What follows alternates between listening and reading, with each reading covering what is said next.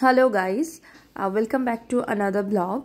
Thank you so much তোমাদের সবাইকেই জানাই ভিডিওর প্রথমে তোমরা আমার লাস্ট আই মেকআপের ভিডিওটাকে অনেক বেশি ভালোবাসা দিয়েছো, তার জন্য অসংখ্য ধন্যবাদ তোমাদেরকে।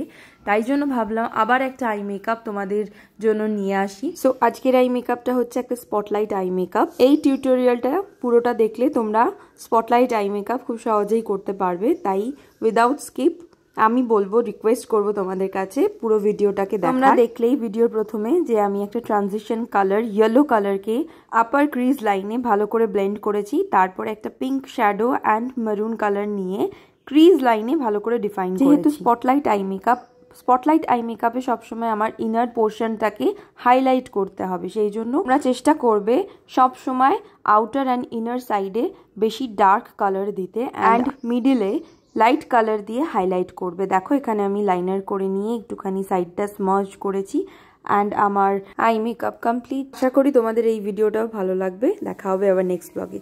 Thanks for watching.